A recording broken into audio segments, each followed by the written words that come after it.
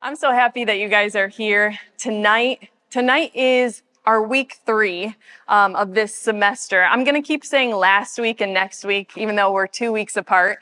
But we're at the halfway point tonight. It's week 3, and we're going to do 6 weeks all together. So just in case you're planning, you can plan on 3 more sessions after tonight. And if I've never met you before, my name is Amy. I know I see some new faces tonight. We're so happy that you're here. I'll get you caught up with everything that you need to know as far as what we've been talking about this semester. But just so you know how the night's going to go, I'm going to give a talk about like 30 minutes or so.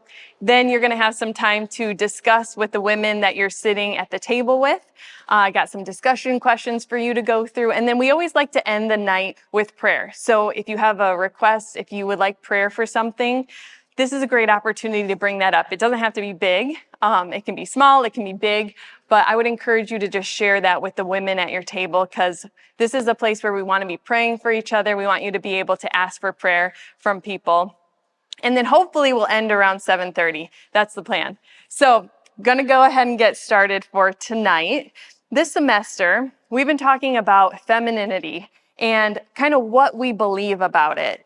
And the word femininity, it just means qualities or attributes that are characteristics of women or girls.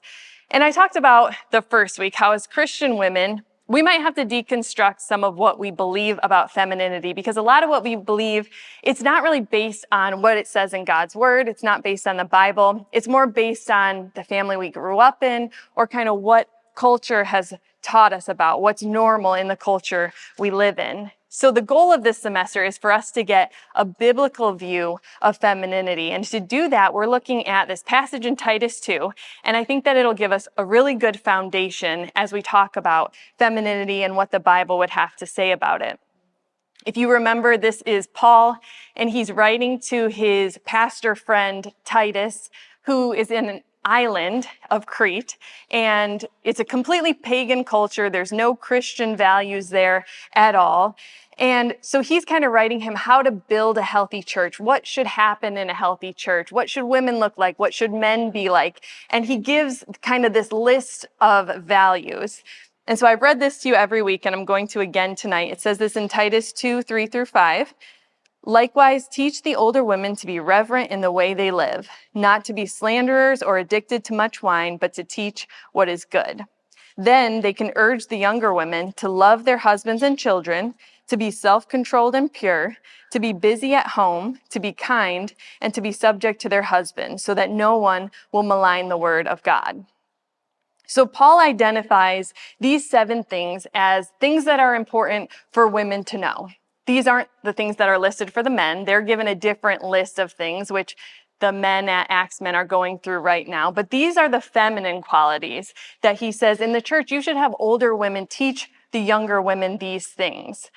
And last time we met, we talked about how as Christian women, we should love our husbands, not just tolerate them, but we are to love them with this like tender and affectionate love. So Paul says, teach. The youth group is going on right now. If you can't already tell, that's the crazy teenagers back there. So Paul says, love your husbands and children. And I didn't think I could fit that all in last week. So I'm going to cover the second half of that statement tonight. That is, a Christian woman, you should love your children. Now, I realize not all of us in this room have children. Maybe you're young and you're not to that season in your life yet. Maybe you are in that season and you desire children, but it hasn't happened yet. And maybe you have gone through your life, you're past that season, and that was never part of your life. Whatever the situation is, I just encourage you not to check out tonight, because this is important for all of us, just to have a biblical view of children, of motherhood. Many of us in the room are mothers, and we're all in different stages of motherhood. Maybe you have babies and toddlers. Maybe you have older kids, you have preteens, you have teenagers. Maybe you have adult children, and now you're dealing with grandchildren. All of those stages are represented in this room tonight, which I think is awesome. And I think that there's so much that we can learn from each other as we talk and we discuss afterwards. As I said last week, being married doesn't make you more feminine. And it's the same as being a mother. It's not like if you're a mother, you're more feminine than someone who isn't. It's just an aspect of our femininity. It's something that's specific to us as women, because a man becomes a parent, has a baby, he becomes a father. A woman, we become a mother. And so even the Bible, it makes distinctions between mothers and fathers. It's not the same as if we're just parents. The Bible distinguishes the two things. And being a mother and the way we love our children as mothers, it's a distinctly feminine thing. Now, when it comes to our culture on the topic of children and having children, I think it's pretty neutral at best.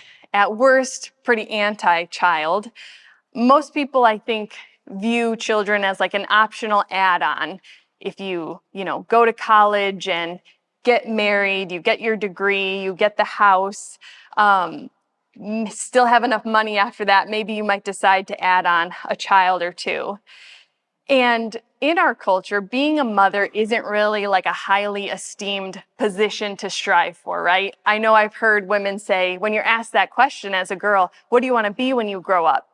If your answer is like, I want to be a mom, well, that's not enough. Like, what else do you want to do? Like, that's not like a real thing to aspire to. It's like, it's not seen as enough in our culture. There has to be something else that we're after. Now, the way our culture presents motherhood today, a lot of times it's like, you're charging iPads and running children to sports and just surviving until you can have your wine at night after the kids go to bed. Kind of like taking every opportunity you can to escape your kids and go get margaritas with your girlfriends. That's what I feel like a lot of motherhood is presented as. The picture that our culture gives of mothers is a lot of times just perpetual annoyance and exhaustion. That's how we are presented as mothers. But I don't think it has to be that way for us as Christian women who are mothers. I find our culture's view of motherhood to be pretty uninspiring most of the time, but the Bible presents a different view for us. You've heard this scripture twice already this week if you were at church on Sunday. And it just so happened that this week lined up with on Sunday with talking all about family. So this is our theme of the week again. But it says in Psalm 127, 3-5, children are a gift from the Lord. They are a reward from him. Children born to a young man are like arrows in a warrior's hands. How joyful is the man whose quiver is full of them. So this is the way the Bible describes children. It says they're a gift, it says they are a reward. They're like an offensive tool against the enemy. So they're spoken of in a really positive way.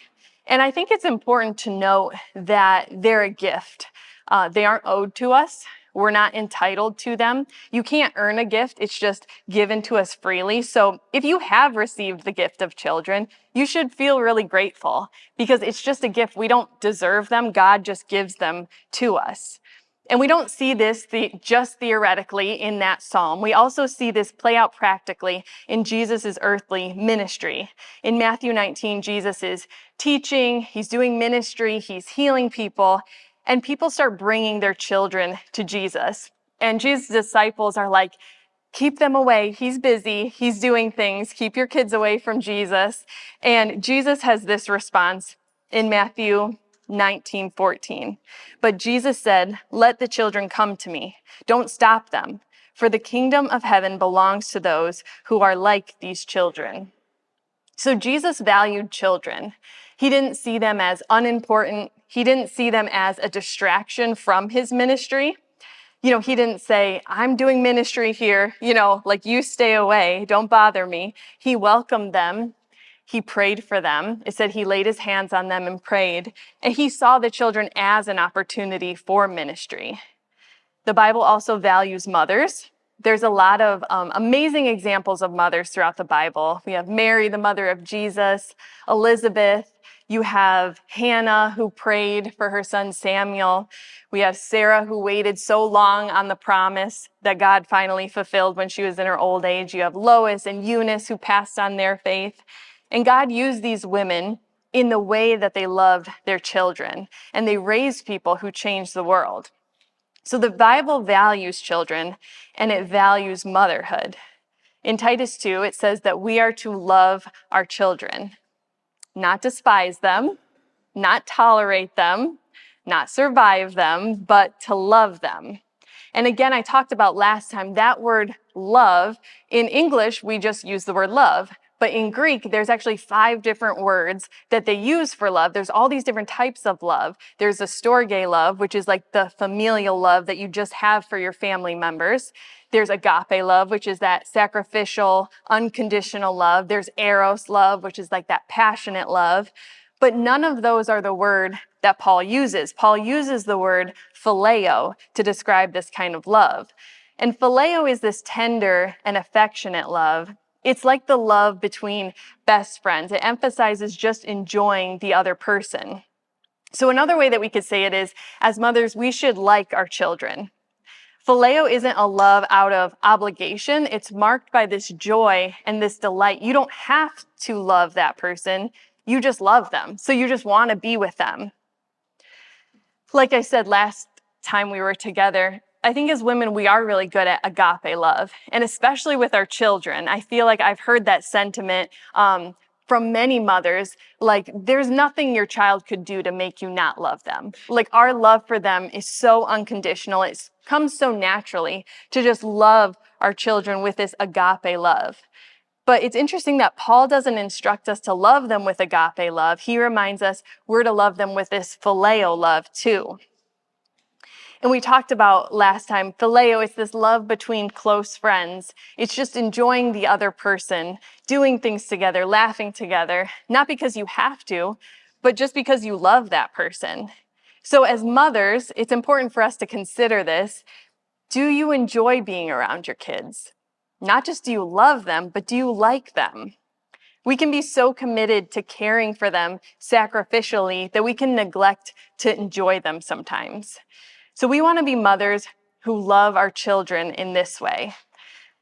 But how do we do that? I wanted this to be like a really practical message on like, how do we do this? Like, what are the actual actions we take to love our children? But that's not how it turned out. And I don't think like me just telling you like, you should love your children. You should just be happy around your children. That's not like super helpful. So that might just make you feel guilty like, oh man, I'm not doing it right. And that's not my goal at all. I think as mothers, we need these like deeper truths to hold on to more than we need just practical suggestions.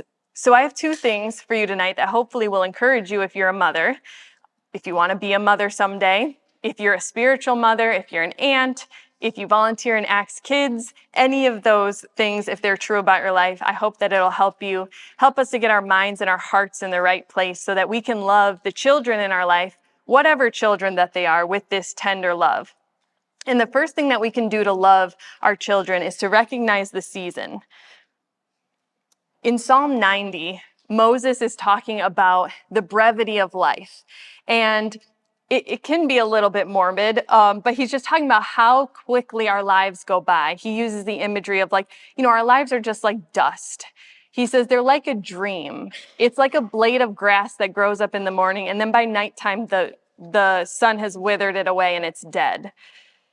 That's what our lives is like. He says the years, they quickly pass and then we fly away. And then he goes on and he prays this in verse 12.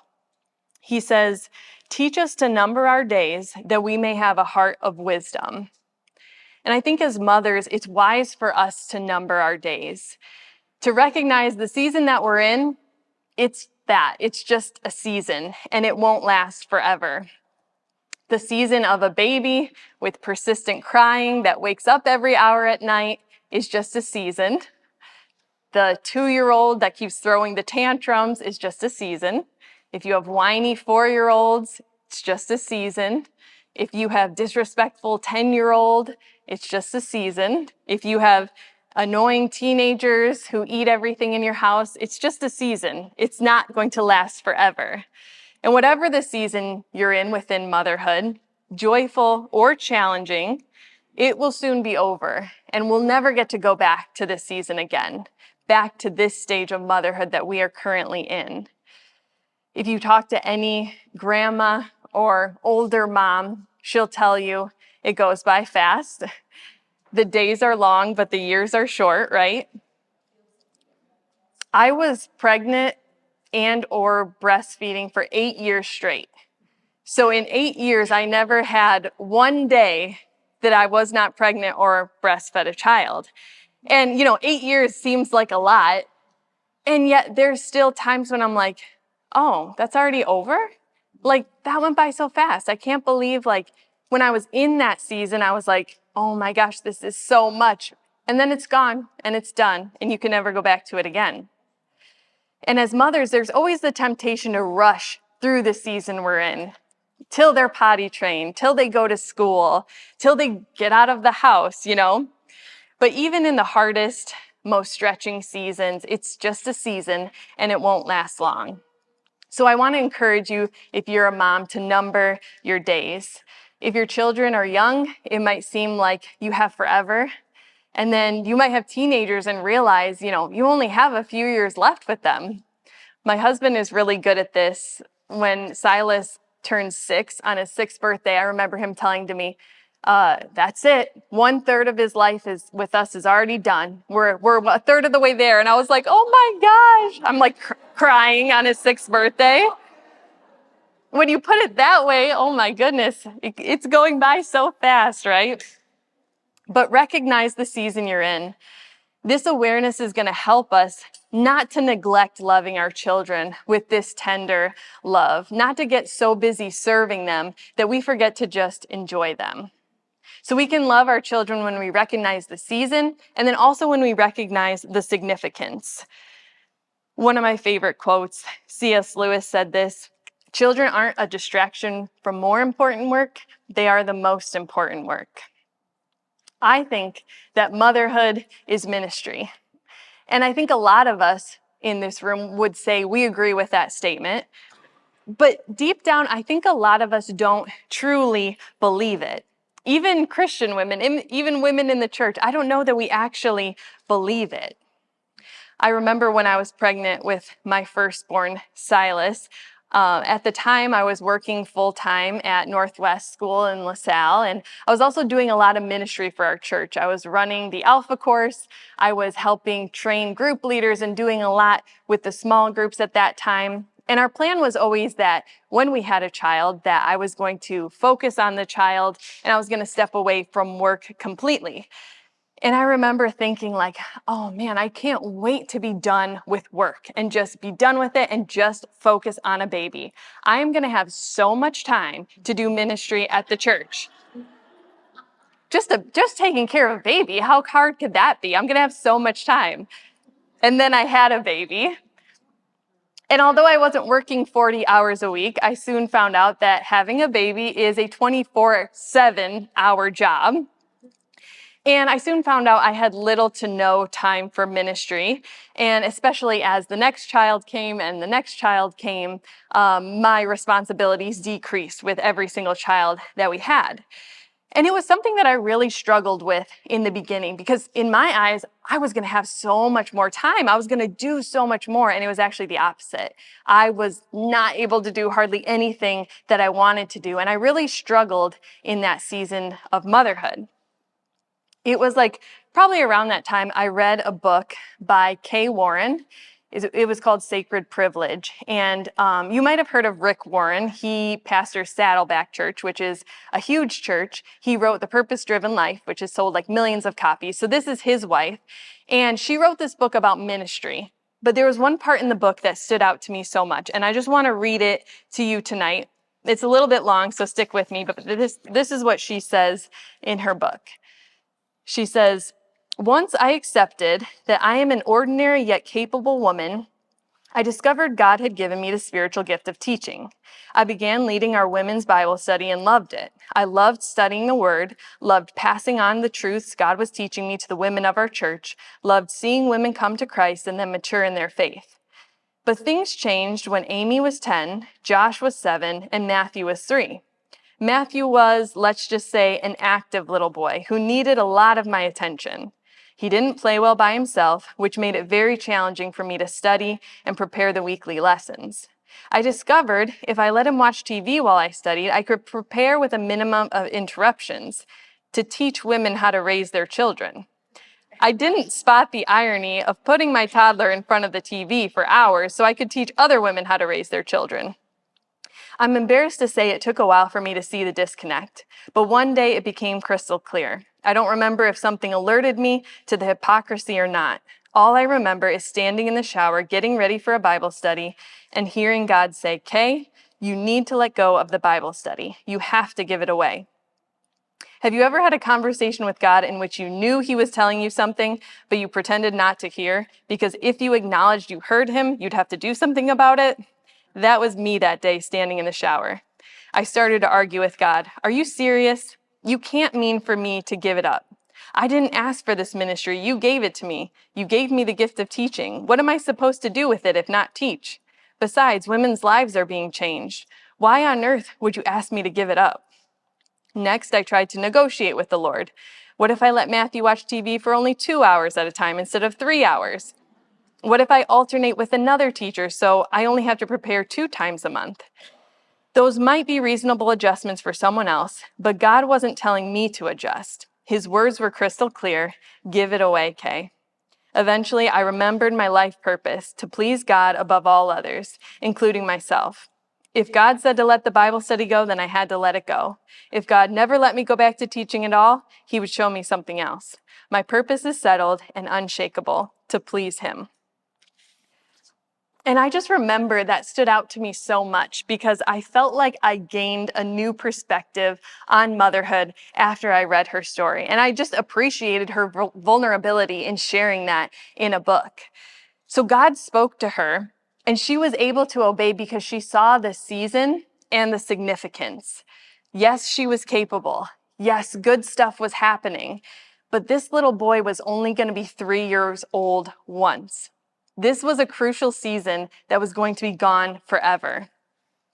She could lead and she could speak and she was changing the world, but God asked her to stop and recognize the significance of the opportunity that she had sitting right in front of her. When she gave up that ministry, she didn't stop changing the world. God didn't stop using her. She just realized that the ministry was right in front of her in her little boy. As moms, we search for significance in a lot of things other than being a mom. And I think because truly deep down, because of what our culture has taught us, because of what society constantly tells us, we think that the work we're doing in raising our children isn't really significant. We look for significance in, jobs, businesses, ministry opportunities, volunteering for things, all these different things, because raising children doesn't feel like it's enough for us. But I love that example because she was able to recognize the significance of what God was calling her to do, and she obeyed. And motherhood, it does come in seasons.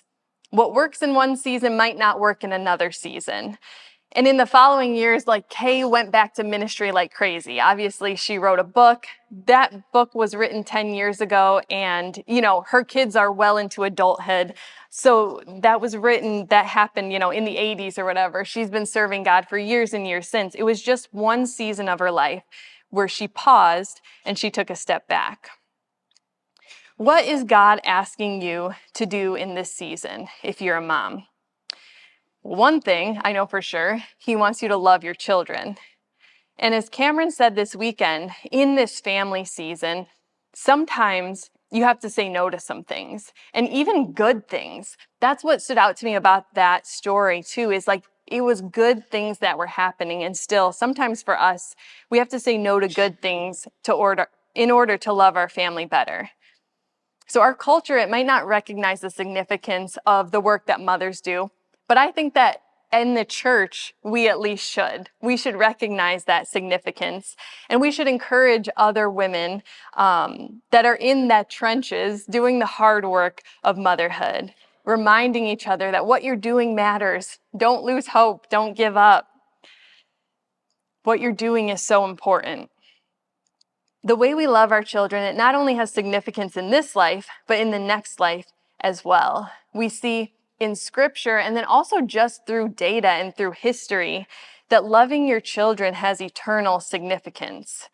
There may be no one else who has more potential to influence our children to receive salvation than we do as mothers. I know that's the case for me. My faith is the result of my mother's faith. We didn't come from like a big, long line of Christian families. My mom just gave her life to Jesus as an adult and raised us to love Jesus as well. A recent study found this. So they surveyed 3,000 Christians and they asked them, when did you give your life to Christ? And so this was just the things that came up. So 48% of the people they surveyed gave their life to Jesus when they were under 13 years old. And then the next category, 13 to 18, was 29%. So if you take those two together, under 18 years old, it was 77% of this large group of Christians said they gave their life to Christ before they were 18 years old. And it just shows you how critical those years are.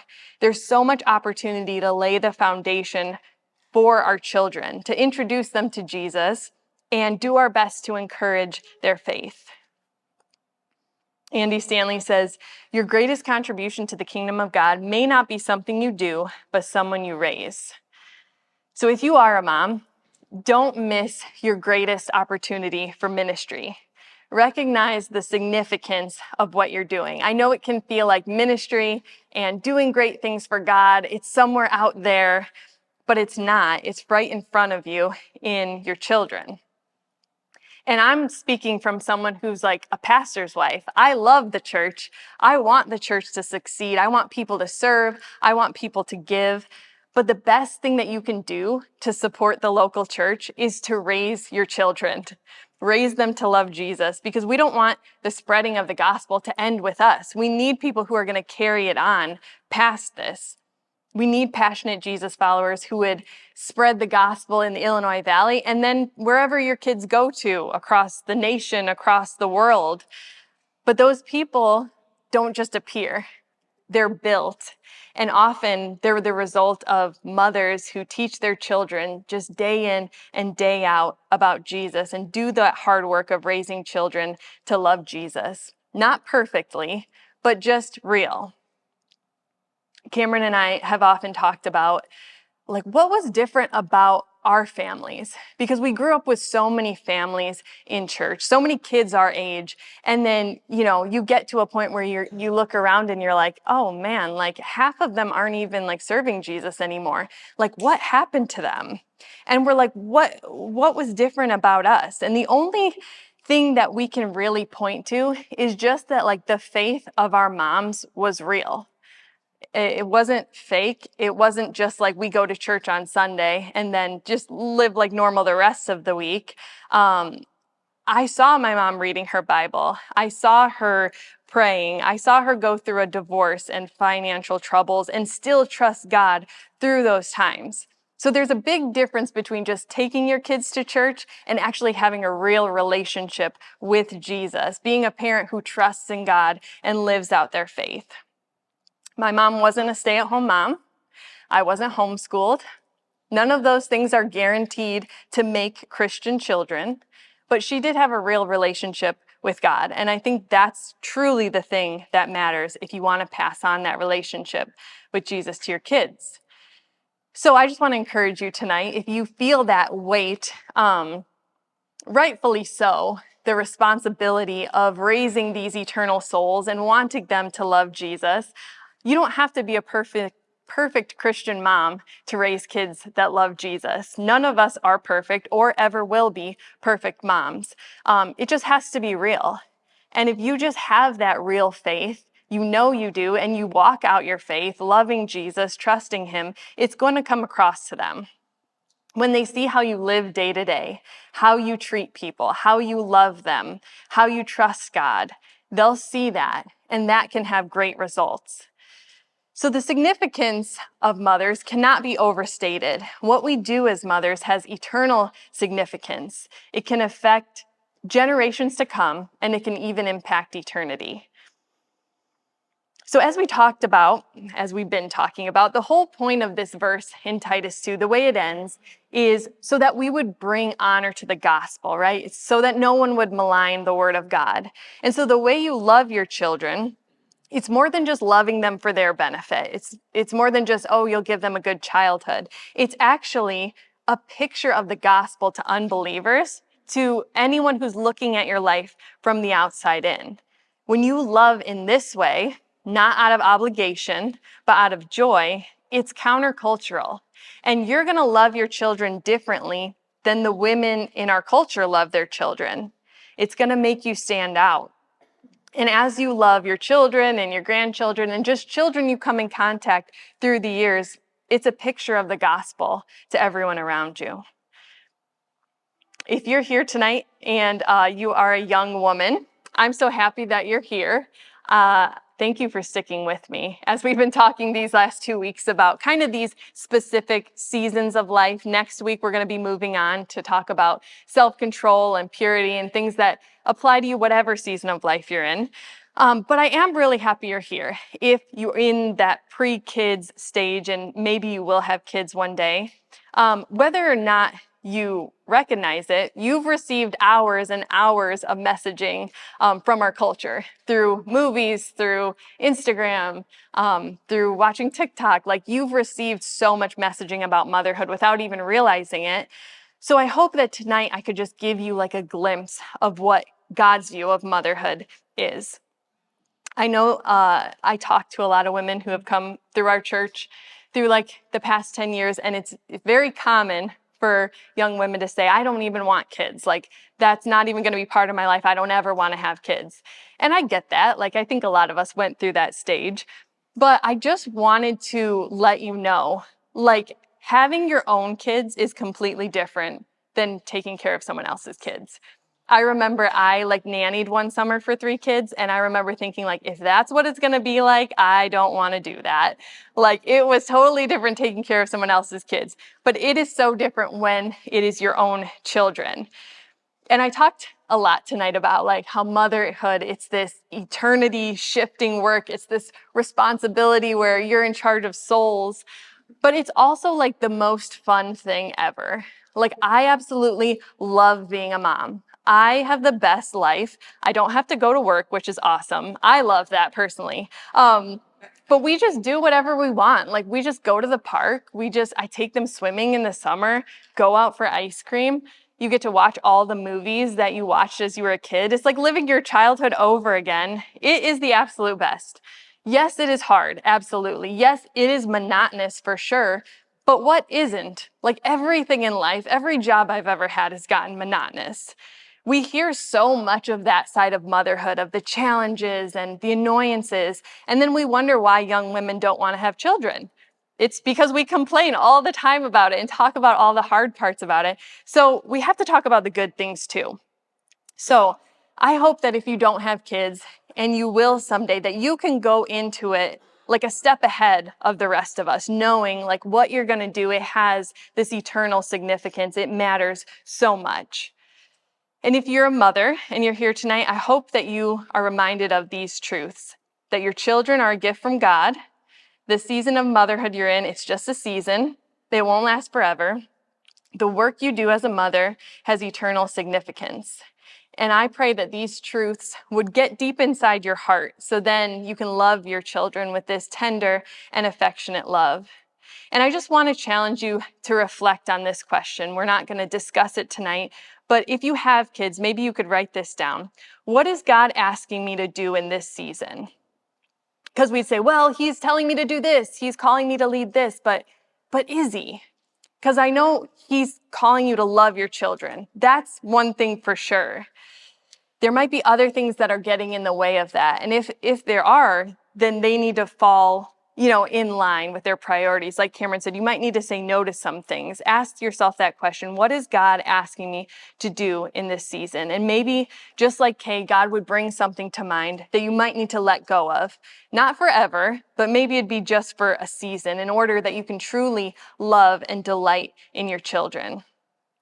And if you're here and you're not a mom, you can still put this into practice just as much as any of us who are mothers, because the actual instruction from Paul is that we would all be those older women who pass this on to younger women. The instruction is for us to all be spiritual mothers.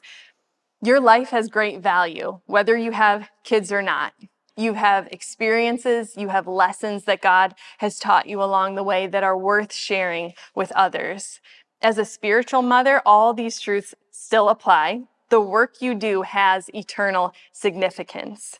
You have so much to offer the church, and the world desperately needs more women like that. As Christian women, we should be marked by love for our children. So I've been trying to answer this question every week. What is biblical femininity? One aspect of it is that we love our children, not just tolerate them, not just survive them, but we love our children with a tender love. And this is what sets apart biblical femininity from the femininity in our culture. Our ability to love our children with this love of over a lifetime, it's a unique quality of a godly woman. And like I said, I really wanted this to be practical, but it didn't turn out that way. So I really want to focus on the practical stuff in the discussion time. Think back on your mother or women that you had in your life and how they loved you. How did you know that they loved you? What did they do to show you love? If you're an older woman who has raised your children, this would be a great opportunity for you to share some of your wisdom with us younger mothers. We desperately need it. What are some of the things you did to enjoy your children? Or was there stuff that got in the way of you enjoying your children that in hindsight you see now? I'd love for you to discuss these questions. I'm also going to put them, I'll message them to you in the group chat. So what are some practical ways your mother or stepmother, spiritual mother, aunt, grandma, any woman in your life showed you love? Second, does the work of motherhood seem significant to you? Why or why not? So let your table know, like, what's your perspective on this? Do you see motherhood as significant? Why? Why not? And then lastly, what are some ways that we can show children tender love? And you don't have to be a mother to answer this question. In fact, I think it'd be great if women who are past that season or not in that season yet give us some ideas as moms. Like, it would be great to just get suggestions. Maybe you're a teacher or you work with children. There's so much valuable input that you could give to this question. And then lastly, we just always want to end with prayer. So if there's something going on and you want prayer for, share it with your table. But we're going to go ahead and take some time now. So it's 7:02. So let's go till 7:30 and go ahead and discuss these questions with your table.